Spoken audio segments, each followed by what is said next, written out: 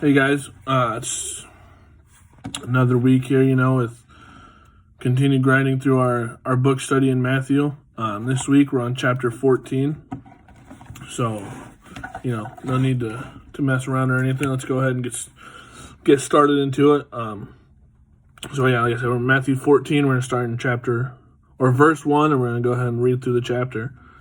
It says, when Herod Antipas, the ruler of Galilee, heard about Jesus, he said to his advisors, "This must be John the Baptist, raised from the dead. That is why he can do such miracles." For Herod had arrested and imprisoned John as a favor to his wife, Herodias, the former wife of Herod's brother Philip.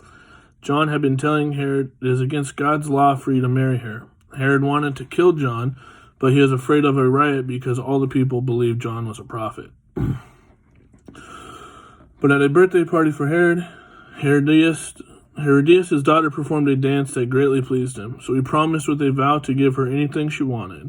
At her mother's urging, the girl said, "I want the head of John the Baptist on a tray." Then the king regretted what he had said, but because of the vow he had made in front of his guests, he issued the necessary orders. So John was beheaded in the prison, and his head was brought on a tray and given to the girl, who took it to her mother. Later, John's disciples came for his body and buried it. Then they went and told Jesus what happened. As soon as Jesus heard the news, he left in a boat to a remote area to be alone. But the crowds heard where he was headed and followed on foot from many towns. Jesus saw the huge crowd as he stepped from the boat, and he had compassion on them and healed their sick. That evening, the disciples came to him and said, "This is a remote place, and it is already getting late. Send the crowds away so they can go to the villages and buy food for themselves." But Jesus said, "That isn't necessary. You feed them." "But we only have 5 loaves of bread and 2 fish," they answered. "Bring them here," he said. Then he told the people to sit down on the grass. Jesus took the 5 loaves and 2 fish, looked up toward heaven, and blessed them. Then breaking the loaves into pieces, he gave the bread to the disciples, who distributed it to the people. They all ate as much as they wanted, and afterwards the disciples picked up 12 baskets of leftovers. But about 5,000 men were fed that day, in addition to all the women and children. Immediately after this, Jesus insisted that his disciples get back into the boat and cross to the other side of the lake. While he sent the people home, after sending them home, he went up to the hills by himself to pray. Night fell while he was there alone. Meanwhile, the disciples were in trouble far away from land, for a strong wind had risen and they were fighting heavy waves. About 3 o'clock in the morning, Jesus came toward them walking on water. When the disciples saw him walking on water, they were terrified. In their fear, they cried out, "It's a ghost!" But Jesus spoke to them at once. "Don't be afraid," he said. "Take courage, I am here." Then Peter called to him, "Lord, if it's really you, tell me to come to you, walking on the water." "Yes, come," Jesus said. So Peter went over the side of the boat and walked on the water towards Jesus. But when he saw the strong winds and the waves, he was terrified and began to sink. "Save me, Lord," he shouted. Jesus immediately reached out and grabbed him. "You have so little faith," Jesus said. "Why did you doubt me?" When they climbed back into the boat, the wind stopped.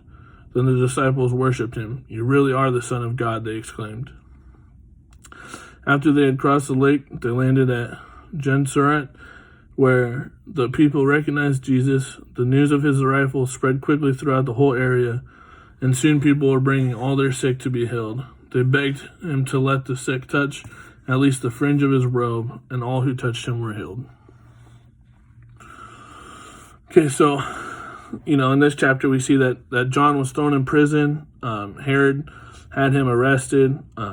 Later on, he was beheaded because of an oath that the king made that he regretted.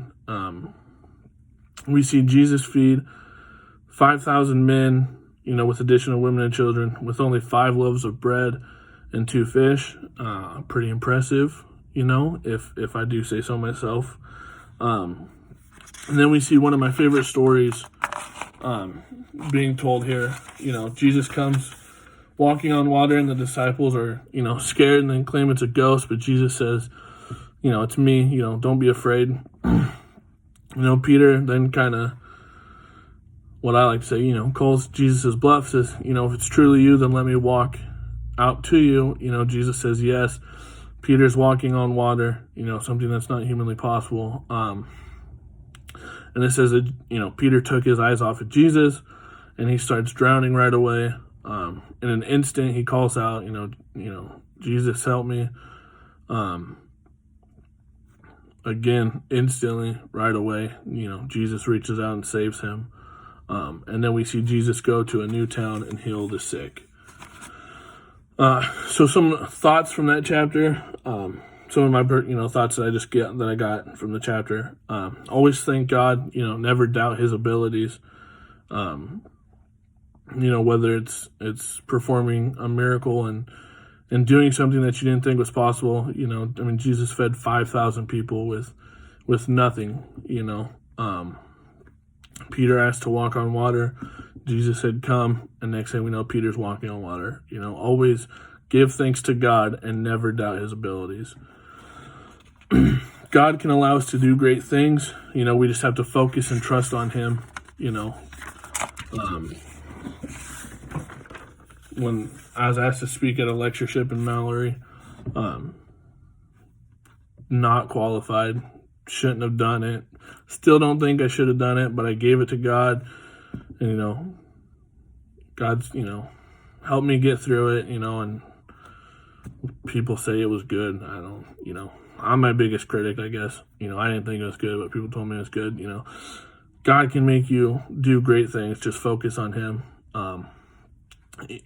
Last thing is, even when we take our eyes off Jesus, he's still there to rescue us when we call.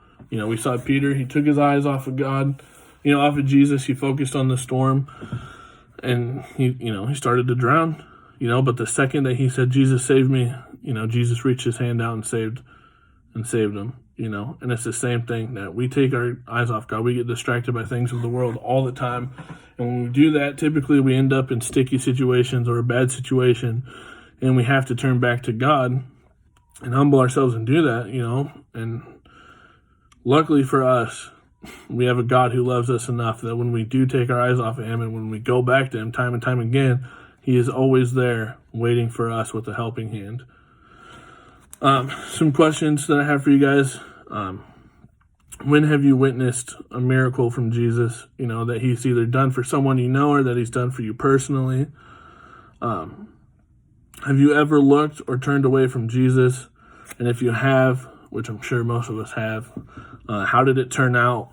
And how often do you call out for Jesus to lend a hand in your life? And with that too, how often is he always there to save you?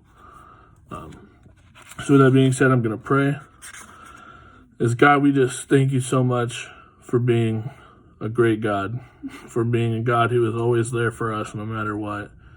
No matter how much we decide to turn away from you and look the other way, God, you're always there waiting for us to come back to you, and we thank you for that so much. God, we ask that we just continue to learn from these stories, that we continue to dig into your word and become closer and more knowledgeable with you. And in your name, amen.